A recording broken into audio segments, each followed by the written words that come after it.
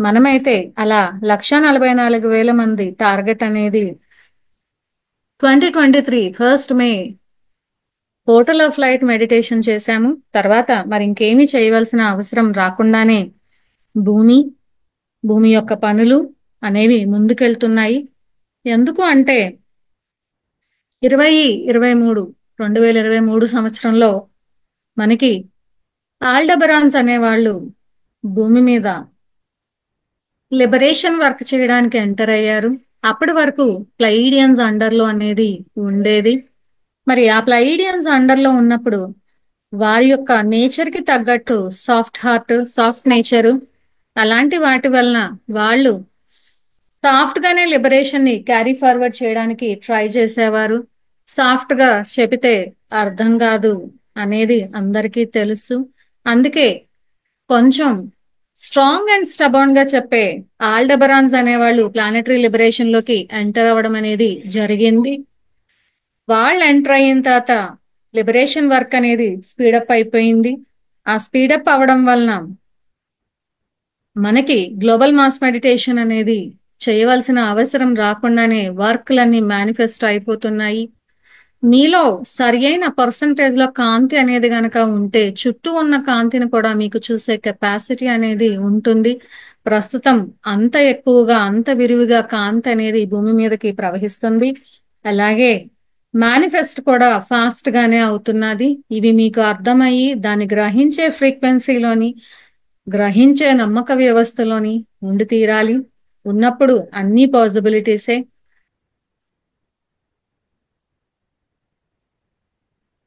మరి ఈ రోజు ప్రత్యేకత ఏంటి? 100 సంవత్సరాలకి భూమి మీద ఏం జరుగుతున్నది? ప్రతి బుద్ధ పౌర్ణమి లాగే ఇది ఎందుకు కాదు?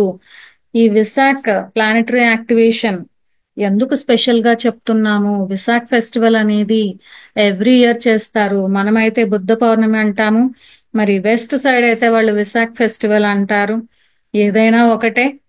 ఎందుకు ఈ విశాఖ ఫెస్టివల్ కి అంత ప్రత్యేకత అంటే 1925 సంవత్సరంలో అంటే 100 సంవత్సరాల క్రితము ఈ 1925లో అసెండెడ్ మాస్టర్స్ అందరూ కూడా టిబెట్ లోని విశాఖ అనే వ్యాలీలో గ్యాదర్ అయ్యి భూమి యొక్క చరిత్ర ఎలా ఉండాలి, మానవులందరూ ఒక 100 సంవత్సరాలు ఏం చెయ్యాలి, ఎలా చెయ్యాలి అనేది నిర్ణయం అనేది తీసుకోబడింది. అంటే ఈ 1925లో మాత్రమే మొట్టమొదటిసారి తీసుకోబడిందా అంటే కాదు. ప్రతి 100 సంవత్సరాలకి బుద్ధ పౌర్ణమి నాడు గ్యాదర్ అవుతూ ఉంటారు. ఎవరు? అసెండెడ్ జీవులందరూ కూడా, అసెండెడ్ కాంతి జీవులందరూ గ్యాదర్ అయ్యి నెక్స్ట్ మానవులు ఏం చెయ్యాలి 100 సంవత్సరాల పాటు అనేది డిసైడ్ చేస్తారు. వాళ్ళు ఏం చేస్తే పరిణామంలో ముందుకెళతారు, మానవత్వం పరిణామంలో ముందుకెళ్తుంది, తద్వారా భూమి ఏ స్టేజ్కి వెళ్తుంది అనేవన్నీ డిసైడ్ అవుతాయి. మరి డిసైడ్ అయినప్పుడు దాని ప్రకారము ఇవన్నీ జరుగుతున్నాయా లేదా అనేది కూడా చూసుకోవాల్సింది వాళ్ళే.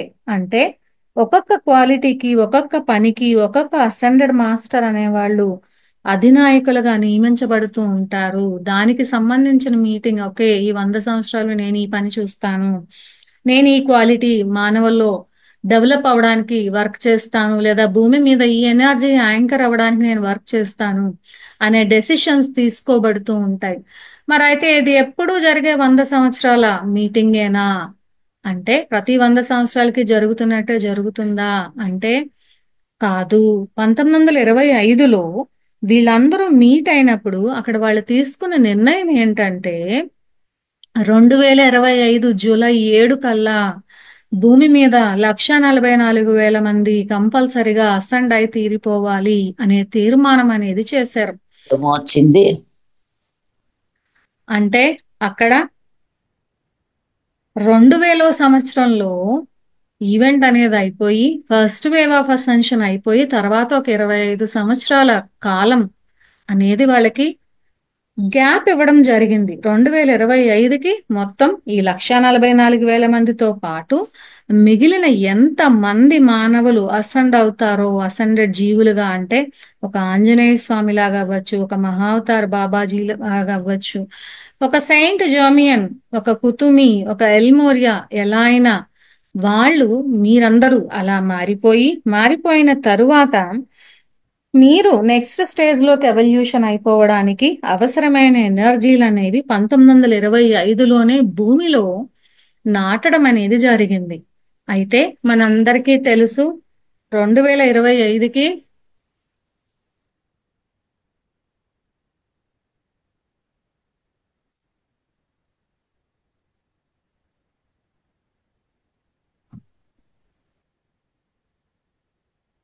1925లోని ఆ ఎనర్జీస్ నాటినా కూడా 2000 సంవత్సరంలో ఈవెంట్ రాలేదనేది మనకి తెలుసు. తర్వాత దాన్ని 2012 సంవత్సరంలో అనుకున్నారు. అప్పటికీ రాలేదని తెలుసు. 2019, 18 ఆ టైంలోనైనా వస్తుందని అనుకున్నారు. కాకపోతే రకరకాల టైం లైన్లు కొలాప్స్ అవ్వడము, రకరకాల విచిత్రమైన పనులనే చెప్పాలి. చీకటి జీవులు చేసిన పనులు లేదా విచిత్రమైన టెక్నాలజీలు అనేవి ఒకదాని తర్వాత ఒకటి బయట పడుతూ అవన్నీ తొలగించడానికి ఇంత సమయం అనేది తీసుకుంటున్నది. తీసుకోవడం వల్ల మరి జూలై 7, 2025కి గనక ఈ అసెన్షన్ విండో క్లోజ్ అయిపోయి మానవులందరూ అసెండ్ అయిపోతారని కదా తీర్మానం చేశారు. మరి అదైతే జరగలేదు కదా.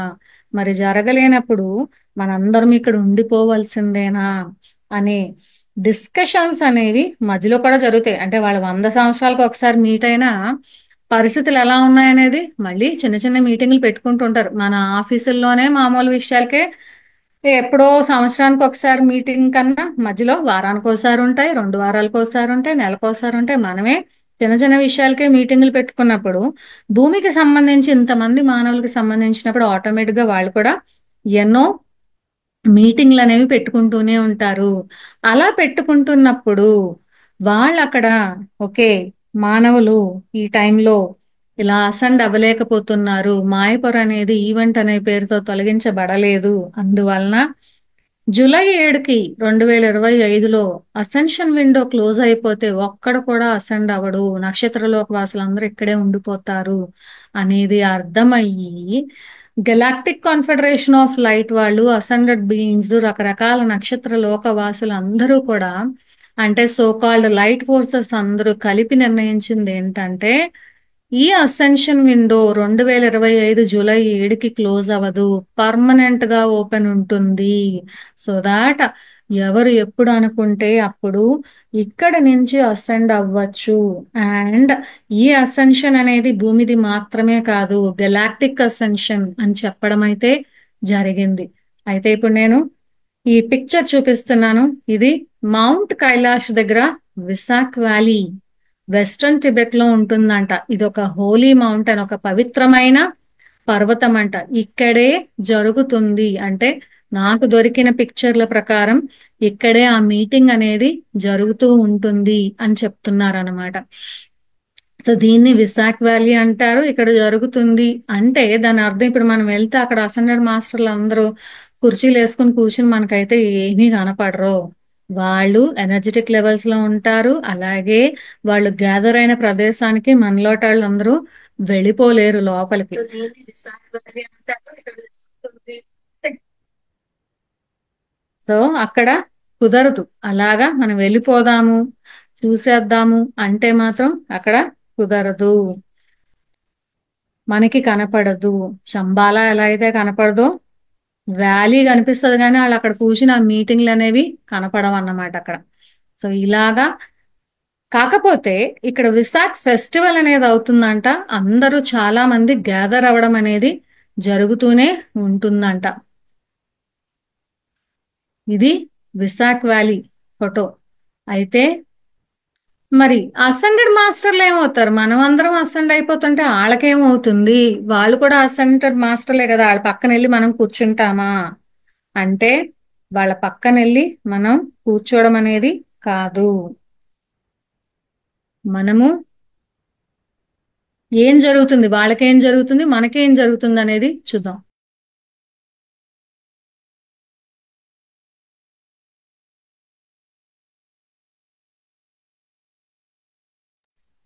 సో అక్కడ ఏమవుతుంది, అసెండెడ్ జీవులకి ఏమవుతుంది అని చూస్తే గనక, మీరు 6వ క్లాస్ పరీక్షలు రాసి 7వ క్లాస్కి వెళ్ళాలి అంటే 7వ క్లాస్లో ఉన్నోళ్ళు నెక్స్ట్ క్లాస్కి వెళ్తారుగా, వెళ్తేనే కదా 7వ క్లాస్లో ఆ క్లాస్ రూమ్ అనేది ఖాళీ అవుతుంది, ఆ బెంచ్లు అనేవి ఖాళీ అవుతాయి. అప్పుడు మీరు వెళ్ళి 6వ క్లాస్ పరీక్షలో పాస్ అయితే గనక అప్పుడు మీరు వెళ్ళి అక్కడ కూర్చోగలుస్తారు 7వ క్లాస్లోకి. మరి అలా ఉన్నప్పుడు అసెండెడ్ మాస్టర్లు నెక్స్ట్ లెవెల్కి వెళితేనే మీరు అక్కడ వెళ్ళగలరు. అంటే వాళ్ళు నెక్స్ట్ లెవెల్కి వెళ్ళి వాళ్ళ ప్లేస్ని ఖాళీ చేస్తేనే మీరు అసెండ్ అవ్వగలరు. అంటే దాని అర్థం ఫస్ట్ వేవ్ ఆఫ్ అసెన్షన్ అనేది మొదలవుతుంది. ఏం జరుగుతుంది ఆ రోజు అంటే, ఈ రోజు ఈ నిమిషంలో ఏం జరుగుతుంది అక్కడ అంటే గనక, ఒక అతి స్ట్రాంగ్ ఎమరాల్డ్ రే పల్స్ అనేది, అంటే ఎనర్జీ అనేది కాస్మిక్ సెంట్రల్ సన్ నుంచి వస్తుంది. ఇప్పుడు మనం 10:25కి మెడిటేషన్ చేస్తాం కదా, అప్పుడు వెరీ స్ట్రాంగ్ ఎమరాల్డ్ రే పల్స్ అనేది బయలుదేరి కాస్మిక్ సెంట్రల్ సన్ నుంచి బయలుదేరి భూమి వైపుగా వస్తుంది. భూమి వైపుగా వచ్చినప్పుడు డైరెక్ట్ గా కాస్మిక్ సెంట్రల్ సన్ నుంచి భూమి మీదకి వచ్చేది రకరకాల ప్రదేశాల ద్వారా ప్రయాణిస్తూ అది ఫైనల్ గా భూమి మీద ఉన్న మన ద్వారా రీచ్ అవుతుంది. మన దారికి వచ్చే లోపల మధ్యలో చాలా నక్షత్ర లోకాల నుంచి కాంతి జీవుల నుంచి ప్రయాణిస్తూ వస్తుందంట. అలా ప్రయాణిస్తూ వస్తున్నప్పుడు మధ్యలో M87 గెలాక్సీని కూడా అది టచ్ చేస్తుంది. అది M87 గెలాక్సీని టచ్ చేసినప్పుడు మనకి M87 గెలాక్సీ నుంచి వస్తూ అక్కడ, మీకు తెలుసు M87 గెలాక్సీ అంటే విశ్వ ప్రేమకి చిహ్నం. అక్కడి నుంచి అది ఎలా అయితే తాజ్ మహల్ కి కనెక్ట్ అయ్యి తాజ్ మహల్ ద్వారా కాస్మిక్ లవ్ ఎనర్జీస్ అనేవి యాంకర్ అవుతుందో, ఈ ఎమరాల్డ్ రే కూడా M87 గెలాక్సీ ద్వారా వస్తున్నప్పుడు అక్కడి నుంచి ఆ కాస్మిక్ లవ్ ఎనర్జీస్ ని కూడా తీసుకుని వస్తుందంట. తీసుకొస్తూ మొత్తం పాలపుంత గెలాక్సీ అంతా ప్రవహిస్తుంది. అలాగే ఒరియన్ కాన్స్టలేషన్ అంటే ఒరియన్ నక్షత్ర లోకం మీకు చూస్తే ఆకాశంలో 3 నక్షత్రాలు లైన్ గా ఉండి కనిపిస్తాయి. వాటినే ఒరయన్ కాన్స్టలేషన్ అంటాం. ఆ ఒరయన్ కాన్స్టలేషన్ లో ఒకానొక స్టార్ గేట్ అల్ నిలం అంటారు. ఆ అల్ నిలం ద్వారా ప్రయాణిస్తుందట. ఏది? ఎమరాల్డ్ రే. ఎలాంటి ఎమరాల్డ్ రే? కాస్మిక్ లవ్ ని మోస్తున్న ఎమరాల్డ్ రే తీసుకొస్తుంది. అక్కడి నుంచి మన సోలార్ సిస్టమ్ లోకి వచ్చి భూమి మీదకి వచ్చి, భూమి మీద ఎవరైతే విశాఖ వ్యాలీలో ఉండి మీటింగ్ లో ఉన్నారో, నెక్స్ట్ 100 సంవత్సరాలు మానవులు ఏం చెయ్యాలని డిసైడ్ చేయడానికి అసెండెడ్ జీవులు ఆ మీటింగ్ లో ఉన్నారో వారి ద్వారా ప్రవహిస్తుందంట మొట్టమొదట భూమి మీదకి వచ్చినప్పుడు. ఎందుకు? చైతన్యంలో వాళ్ళు మనకన్నా ముందున్నారు. అండ్ వాళ్ళు 8వ క్లాస్కి వెళితేనే 7వ క్లాస్ ఖాళీ అవుతుంది. అప్పుడు 6వ క్లాస్ పరీక్ష రాసిన మనము 7వ క్లాస్లోకి వెళ్ళగలం అన్నమాట. అంటే ఈ అసెండెడ్ జీవుల ద్వారా ఆ emerald ray with cosmic love energies వెళ్ళినప్పుడు వాళ్ళు నెక్స్ట్ లెవెల్ కి, చైతన్యం ఎదిగే దశలో ఆ దిశలో నెక్స్ట్ లెవెల్ కి వెళ్ళిపోతారు వాళ్ళు. అసెండెడ్ జీవులు ఎక్కడి నుంచి అసెండెడ్? భూమి నుంచి అసెండెడ్. మరి ఇంతకన్నా హైయర్ డైమెన్షన్స్ ఉంటాయిగా, ఆ హైయర్ డైమెన్షన్స్ నుంచి కూడా వాళ్ళు అసెండ్ అవ్వాలిగా. అలా వాళ్ళు నెక్స్ట్ డైమెన్షన్ కి వెళ్ళిపోతారు. అక్కడ మళ్ళీ వాళ్ళ అసెన్షన్ ని ముందుకి తీసుకెళ్లే వర్క్లన్నీ చేసుకుంటూ ఉంటారు. ఎప్పుడైతే భూమి యొక్క అసెండెడ్ మాస్టర్ నుంచి ఇంకొక హయ్యర్ డైమెన్షన్ లో అసెన్షన్ పొందడానికి వాళ్ళు షిఫ్ట్ అవుతున్నారో, అప్పుడు ఆటోమేటిక్ గా భూమి యొక్క అసెండెడ్ మాస్టర్ల పోస్టులు ఖాళీ అవుతాయి. ఆ పోస్టులు ఖాళీ అయితే, మామూలు పోస్టులు ఖాళీ అయితే గవర్నమెంట్ ఎలాగా రిక్రూట్ చేసుకుంటుందో టెస్ట్లు పెట్టి, అవే మీకు ఇప్పటి వరకు జరిగిన పరీక్షలు. షాడో వర్క్ చేస్తారా, పక్కోళ్ళ మీద అంటారా, నిందలేస్తారా, లేదు మీ సోల్ డిజైన్ లో మీరు అనుకుని వచ్చిన పనులు చేస్తారా, చెయ్యరా? వాళ్ళు చేస్తారులే, నేను అందాక ఇక్కడ వంట వండుకుందాంలే, ఇక్కడ డబ్బులు సంపాదించుకుందాంలే, సర్లే నేను చూడకపోతే నా కుటుంబాన్ని ఎవడు చూస్తాడులే అనుకుని ఇక్కడ డేకుతున్నారా? ఇలాంటివన్నీ కూడా వాళ్ళు గమనిస్తూనే ఉంటారు.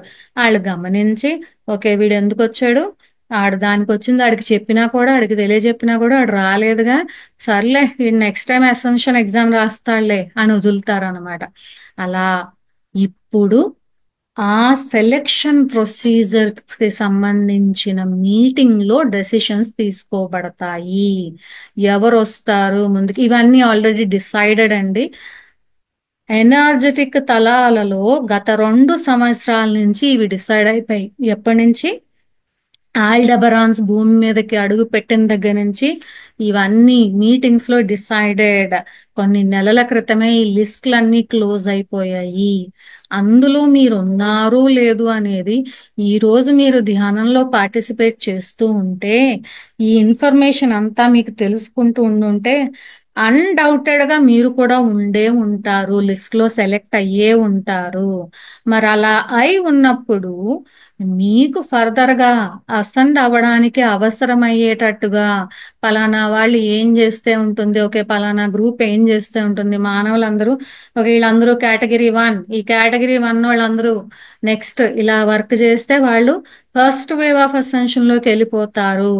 నెక్స్ట్ కేటగిరీ వాళ్ళు ఏం చేస్తే సెకండ్ వేవ్ ఆఫ్ అసెన్షన్ లోకి వస్తారు. ఇలాంటి డెసిషన్స్ అన్ని ఇప్పుడు తీసుకోబడతాయి విత్ లిస్ట్లు.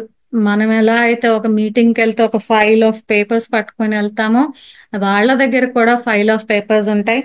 ఎలాంటి పేపర్స్ ఉంటాయి తెలుసా? మీరు A coordinates of the earth, A latitude A longitude మీద మీరు ఉన్నారు, పలానా లాటిట్యూడ్ లాంగిట్యూడ్ లో పలానా వాళ్ళు ఇంత కాంతిని హోల్డ్ చేస్తూ ఒక లైట్ వోర్టెక్స్ ని యాంకర్ చేస్తూ భూమి యొక్క లైట్ గ్రిడ్ ని మెయింటైన్ చేస్తున్నారు. ఎస్ వీళ్ళు next A wave of ascension లో అసెండ్ అవుతారు అనేవన్నీ డిసైడ్ అయిపోయి ఉంటాయి. అది ఇప్పుడు వాళ్ళు డిస్కస్ చేసుకుంటారు. డిస్కస్ చేసుకుని వీళ్ళు ఎప్పుడు వెళ్తారు, ఏం వెళ్తారు, టైము, అన్ని పీరియడ్, ప్లేస్, ఎక్కడి నుంచి ఎక్కడికి వెళ్తే అసెండ్ అవుతారు, ఇవన్నీ ఫైనలైజ్ అవుతాయి అన్నమాట. ఎందుకు ఫైనలైజ్ చేసి ఆ ఫైనల్ లిస్ట్ నెక్స్ట్ వచ్చే ascended masters of the earth కి ఇచ్చేస్తారు. ఇచ్చేసి బాబు నువ్వు ముందు అసెండ్ అయిపోయి తర్వాత ఇదిగో ఇది రిపోర్ట్ కార్డు లేదా మార్క్స్ లిస్ట్, పలానా వాళ్ళకి పలానా మార్కులు వచ్చి వీడు మళ్ళీ వీడి చేత ఎగ్జామ్ రిపీట్ చేయించు, వీడు మళ్ళీ ఇక్కడ ఉంచేలే నెక్స్ట్ వేవ్ లో వస్తాడులే, ఇవన్నీ రిపోర్ట్లు ఇవ్వబడతాయి అన్నమాట. మరి మీకు ఇవన్నీ కథలు తెలుసా, తెలీదా? నాకు తెలిసి మీకు ఎవరికి తెలీదు. కాబట్టి ఇది తెలుసుకున్నారు కాబట్టి నెక్స్ట్ ఇప్పటి నుంచి ఎలా ఉండాలనేది కూడా మీరు చూసుకోవాల్సిన అవసరం మీదే. ఇంక మీకు చెప్పడానికి ఏం లేదు, చాలాసార్లు చాలా చెప్పేశాం. చాలాసార్లు చాలా విషయాలు సేమ్ వే బోల్డ్ సార్లు రిపీట్ చేయడాలు జరిగినాయి అనమాట. అవన్నీ మీరు ఎతికేసుకుని మీరు నేర్చేసుకోవడాలే మీరు చేసుకోవాల్సింది, అంతకన్నా ఇంకేం లేదు. ఇలా మీటింగ్ అనేది పెట్టుకుంటారట, పెట్టుకుని అన్ని డిసైడ్ చేసేస్తారు. ప్రతి 100 సంవత్సరాలకి వాళ్ళకి ఇదే పని. నెక్స్ట్ 100 సంవత్సరాలు ఉంటది కదా, 2025లో వాళ్ళు మీటింగ్ అయిపోయింది కదా, నెక్స్ట్ 2125 వస్తుంది కదా, అప్పుడు మీరు ఉంటారన్నమాట ఆ మీటింగ్ లో. బికాజ్ ఈ లోపల మీరు అసెండ్ అయిపోతారు కాబట్టి. మీటింగ్ లో అసెండ్ అయిపోయి బాబు ఎవడరా బాబు నా తర్వాత వస్తాడు, నేను నెక్స్ట్ డైమెన్షన్కి వెళ్ళిపోవాలి, నువ్వు రారా బాబు అని చెప్పి మీరు ఆ రిపోర్ట్ పట్టుకుని రెడీగా ఉంటారన్నమాట. అది అక్కడ జరిగే పని. సో భూమికి సంబంధించి అక్కడ అలాంటి నిర్ణయాలన్నీ తీసుకోబడుతూ ఉంటాయి.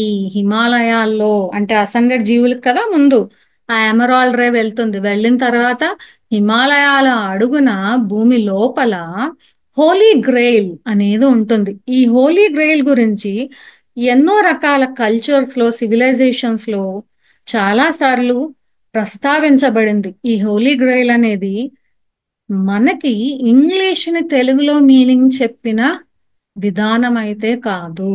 హోలీ గ్రెయిల్ కి చాలా సినానిమ్స్ ఉంటాయి, అలాగే రకరకాల మీనింగులతో రకరకాల అర్థాలు కూడా ఉంటాయి. ఆ హోలీ గ్రెయిల్ కి ముందు వెళ్తుందంట ఎనర్జీ. ఎక్కడి నుంచి? అసెండెడ్ జీవుల నుంచి ముందు హోలీ గ్రెయిల్ కి వెళ్తుంది. హోలీ గ్రెయిల్ ఎక్కడుంది? హిమాలయాల్లో అడుగున ఎక్కడో భూమిలో ఉందంట, హిమాలయాల కిందన అండర్ గ్రౌండ్ లొకేషన్స్ లో. ఆ హోలీ గ్రెయిల్ ఎప్పుడైతే యాక్టివేట్ అయిందో, ఆ హోలీ గ్రెయిల్ యాక్టివేట్ అయితేనే ప్లానెటరీ లిబరేషన్ అనేది ఉంటుంది. ఆ హోలీ గ్రెయిల్ యాక్టివేట్ అయిన తర్వాత అక్కడి నుంచి ఎవరైతే స్టార్ సీడ్స్ ఉన్నారో వాళ్ళందరికీ కూడా, అంటే ఎంతమంది ఎప్పుడు చెప్తాం కదా, ఒక మ్యాజికల్ ఫిగర్ 1,44,000 మంది, వాళ్ళందరికీ కూడా వాళ్ళు అనుతార అనే నక్షత్ర కుటుంబీకులంట. అనుతార అనే నక్షత్ర కుటుంబీకులు. సో ఇప్పుడు ప్రజెంట్ ఈ రోజు వచ్చే ఈ పల్స్, ఎమరాల్డ్ రే పల్స్ అనేది 1,44,000 మంది అనుతార నక్షత్ర కుటుంబీకుల్ని యాక్టివేట్ చేయడానికి ఉపయోగపడుతుంది. ఆ హోలీ గ్రెయిల్ నుంచి ఎమరాల్డ్ రే బయటికి విడుదలవుతూ మల్టీ డైమెన్షనల్ స్టార్ కోడ్స్ ని యాక్టివేట్ చేస్తుందంట. ఎక్కడ? ఈ 1,44,000 మంది యొక్క కాంతి శరీరాలలో నిద్రాణంగా ఉన్న బహుముఖ పరిధుల కాంతి, ఆ నక్షత్ర కోడ్స్, రహస్య సంకేతాలన్నిటినీ కూడా. అంటే మీరున్నప్పుడు మీ కాంతి దేహంలో ఎన్నో, అంటే మీ యొక్క నక్షత్ర లోకం నుంచి ఎన్నో రహస్యమైన సంకేతాలు తెచ్చుకుని వస్తారనమాట. అవన్నీ యాక్టివేట్ చేయబడుతుంది. అప్పుడు మీకు డౌట్ రావచ్చు, మేడం అయితే ఓన్లీ మెడిటేషన్ విన్న వాళ్ళకి, చేసిన వాళ్ళకి యాక్టివేట్ అవుతుందా, 1,44,000 మందికి అయిపోతుందా? అలలో అందరూ చాలా మంది పడుకుని ఉన్నారు కదా, మరి పడుకున్న వాళ్ళు కూడా యాక్టివేట్ అయిపోతుందా అంటే, అందరికీ యాక్టివేట్ అవుతుంది. ఆడ పడుకున్న, అసలు ఇందులోకి రానన్నా, ఆడి పూర్తి నాన్ వెజిటేరియన్ అన్నా, దేవుడే లేడన్నా కూడా అందరికీ వాళ్ళ యొక్క కాంతి శరీరాల్లో ఈ కోడ్స్ అనేవి యాక్టివేట్ అవుతాయి. కాకపోతే ఎవడైతే ఈ 1,44,000 మందిలో తన సోల్ కి తను కనెక్ట్ అయ్యి ఉండి లైట్ వర్క్ చేస్తాను అనుకుని వచ్చాడు, కానీ వాడు ఈ ఆత్మ పరిణామ క్రమంలో నాన్ వెజ్ తింటూ దేవుడే లేడని మనం అలాంటి విశ్వాసాల్లో ఉంటాడో, ఆడికి ఎప్పుడైతే ఈ multi dimensional star codes activate అయ్యో అప్పుడు గట్టిగా దెబ్బలు పడుతూ ఉంటాయి మేడం. జల్లకాయలు తినేస్తాడు అనమాట. ఎందుకు? ఇన్ని సంవత్సరాలు వాడు డిలే చేశాడు, శుభ్రంగా పడుకున్నాడు, నాకేం కాదు నేనేం కాదని. వాడికి గట్టిగా పడుతుంటాయి. మనం కొంచెం ముందు లేచాం కాబట్టి మనకు కొంచెం నెమ్మదిగా పడతాయి అన్నమాట దెబ్బలు. అప్పుడు మనం సెటరేట్ అవుతాం. దేనికి సెటరేట్ అవుతాము? అసెండ్ అవడానికి సెటరేట్ అవుతాం అన్నమాట. ఇవన్నీ ఎందుకు వచ్చాయి, ఎందుకు మర్చిపోయారు అంటే, 1996 సంవత్సరంలో జరిగిన ఒకానొక ప్రమాదకరమైన సంఘటన వలన ద గ్రేట్ ఫర్గెటింగ్, మర్చిపోయాం, అతి గొప్పదైన మరుపట. మరుపు కూడా చాలా గొప్పగా ఉందంట. ఎంత గొప్పగా ఉందంటే, నువ్వు అసలు ఒక ధ్యానివని గాని, అంటే గత జన్మల్లో అన్ని సంవత్సరాలు ధ్యానం చేసావని గాని, నక్షత్రాల మీద జీవాలు ఉంటాయని గాని, అవన్నీ కూడా నమ్మలేని స్టేజ్ లో ఉన్నోళ్ళు బోల్డ్ మంది ఉన్నారు. ఈవెన్ దో వాళ్ళు నక్షత్రలోక వాసులు అయినప్పటికీ కూడా. అంత గ్రేట్ ఫర్గెటింగ్ దీని వలన 1996లో వచ్చింది. కాబట్టి ఆ గ్రేట్ ఫర్గెటింగ్ బ్రేక్ అవుతుందట. ఇప్పుడు మనం ఒక 10 నిమిషాల్లో చేయబోయే ధ్యానం ద్వారా ఆ మరుపు అనేది బ్రేక్ అవుతుంది. బ్రేక్ అయినప్పుడు ఆ 1,44,000 మందికి నయానో భయానో వాళ్ళకి గుర్తొచ్చి తీరుతుంది. వాళ్ళు చేసి తీరుతారు. అదే కావాలి. నేనైతే చూద్దాం అనుకుంటున్నా. అంతలా నిద్రపోయినాడు ఎంత గట్టి దెబ్బ పడితే లేచి వాడు ఎంత ఎక్కువ పని చేస్తాడా, ఎంత ఫాస్ట్ గా పని చేస్తాడా అసెన్షన్ కి అని చూడాలని అయితే మాత్రం నేను కోరుకుంటున్నాను. సో ఇలాంటి టైంలో యాక్టివేషన్ జరిగినప్పుడు ఆ ప్లూటో ద్వారా, MIT-7 గెలాక్సీ, అలాగే హామియా, ఇలా రకరకాల నక్షత్రాల ద్వారా ఈ ఎమరాల్డ్ రే వెళ్ళిపోతుందండి. అంటే కాస్మిక్ సెంట్రల్ సన్ నుంచి భూమి మీద ఉన్న మన దగ్గరికి వచ్చే లోపల దారిలో ఏముంటే వాటి అన్నిటిలోంచి వెళ్ళిపోతుంది అనమాట. ఇది వెళ్ళిపోయి కాస్మిక్ లవ్ ని తీసుకొచ్చేసి ఆ గ్రేట్ ఫర్గెటింగ్ ఉంది కదా 1996లో, ఆ ట్రామాలను కూడా హీల్ చేస్తుంది. ఆ ట్రామాల్ని హీల్ చేయడానికి అవసరమైన ఎనర్జీస్ ని తీసుకొస్తుంది. మనం మర్చిపోయాం, మన నక్షత్ర లోకం ఏదో మర్చిపోయాం. మనం ఎంత అనుకున్నా కూడా మన సోల్ డిజైన్ మనకు అర్థం కావట్లే. అలా ఇవన్నీ ఎమరాల్డ్ రే మళ్ళీ మన జ్ఞాపకంలోకి తీసుకుని రావడానికి, అలాగే జూపిటర్ కూడా అల్నిలం స్టార్ గేట్ తో సమ్ కంజంక్షన్ లో వస్తుంది. ఆర్కేంజల్ మెటాట్రాన్ యొక్క ఎనర్జీస్ భూమి మీదకి ఇప్పుడు వచ్చి ఏదైతే అసంగత అంటే ప్రాథమిక అసంగత అంటాం కదా, ఆ ప్రాథమిక అసంగతను కూడా తీసేయడానికి చాలా ఉపయోగపడుతుంది. కాబట్టి ఇప్పటి వరకు ఈ సంవత్సరంలో మనం చాలా చూసాం. చాలా చూసి ఈ సంవత్సరం వరకు చాలా చూసాం. ఈ సంవత్సరంలోనే చాలా చూసాం. నెక్స్ట్ కూడా ఇంకా ఎక్కువగా చూస్తూ ఉంటాము. ఆ ఎక్కువ అనేది ఏం చూస్తున్నాం? ప్రశాంతత చూస్తున్నామా, లేదు దుఃఖాన్ని చూస్తున్నామా అనేది it all depends on you. నువ్వెంత వర్క్ చేసుకున్నావు, ఎవరి మీద? పక్కోళ్ళ మీద కాదు, పక్క ఊరి మీద కాదు. ఆడినొద్దరిద్దాం, ఈయనొద్దరిద్దాం, రే నువ్వు నాన్ వెజ్ తినకు, రే నువ్వు ధ్యానం చేయి, ముందు నిన్ను నువ్వు ఉద్ధరించేసుకో, సరిపోతుంది. నిన్ను నువ్వు ఉద్ధరించుకుంటే మార్పు అనేది నీతో మొదలైతే అప్పుడు పక్కనున్న వాళ్ళందరూ కూడా మారిపోతూనే ఉంటారన్నమాట. సో ఆ మార్పు అనేది పక్కన ఎంత నువ్వు రావాలనుకుంటున్నావో అది నీలో తీసుకొచ్చేస్తే నీ ఎనర్జీస్, నీ ఆరా అనేది, నీ వైబ్రేషన్స్, ఫ్రీక్వెన్సీ అనేది స్ప్రెడ్ అవుతూ ఆటోమేటిక్ గా వాళ్ళే మారిపోతారు. నువ్వు అడగాల్సిన అవసరాలు కూడా ఏమీ లేవు. మరి ఈ అసెన్షన్ ప్రాసెస్ లో మీరు నెక్స్ట్ లెవెల్కి వెళ్ళడానికి అవసరమైన హీలింగ్ జరుగుతుంది, అప్గ్రేడ్ కూడా అవుతారు. మరి అలాంటి దానికి సిద్ధంగా ఉన్నారా? మీరందరూ సిద్ధంగా ఉంటే మీ మీద మీరు వర్క్ చేసుకోవడం మొదలు పెట్టండి. 2025 సంవత్సరం అనేది జ్యోతిష శాస్త్ర ప్రకారం ఎన్నో రకాల అద్భుతాలు, అంటే ఎన్నో గ్రహ కూటములు, గ్రహ కలయికలు ఎన్ని రకాలు ఉన్నాయో అంత వండర్ఫుల్ ఇయర్ అని ఎన్నో సంవత్సరాల నుంచి ఎంతో మంది చెబుతూనే ఉన్నారు. మరి అలాంటి సంవత్సరంలోకి ఎంటర్ అయిన తర్వాత ఎప్పుడూ పక్కోని తిట్టడమే తెలియని భారతదేశం కూడా హత్తరి నా జేవులకు వస్తే నీకు అయిపోయింది అని చెప్తుంది. ఎందుకు అంతలాగా అన్యాయాన్ని గాని అక్రమాన్ని గాని సహిస్తూ ముందుకెళ్ళడం అనేది ఇంకా నోవే.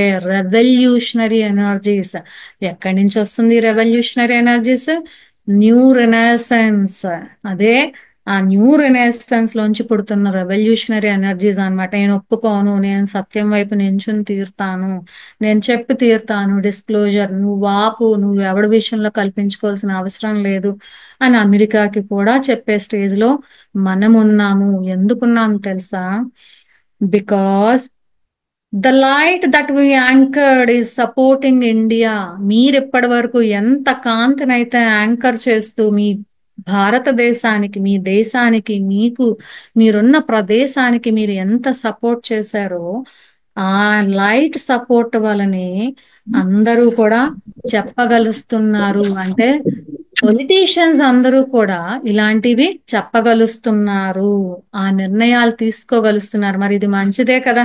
ఎందుకంటే పత్రి సార్ ఎప్పుడు చెప్తా ఉంటారు కదా, రాజకీయ నాయకులు ఆధ్యాత్మిక రంగం నుంచి వస్తే బాగుంటుంది. మన అది అలాగూ అవ్వలేదు. మనం ఎన్ని రకాలుగా ఎన్నిసార్లు మనం పోటీలో పాల్గొన్నా మనకు అవ్వటం లేదు. కాబట్టి అట్లీస్ట్ రాజకీయ రంగంలో ఉన్న వాళ్ళు ఆధ్యాత్మికతకి కనెక్ట్ అయితే కూడా బానే ఉంటుంది. కనెక్ట్ చేశాం కదా. మరి మీకు తెలుసో లేదో తెలియదు, రా భారతదేశంలో ప్రతి అసెంబ్లీలోని ఒక చింతామణి బరీ చేయడం అనేది జరిగింది. ప్రతి అసెంబ్లీ, స్టేట్ అసెంబ్లీలో. లోక్సభలో చుట్టూ ఉంటాయి.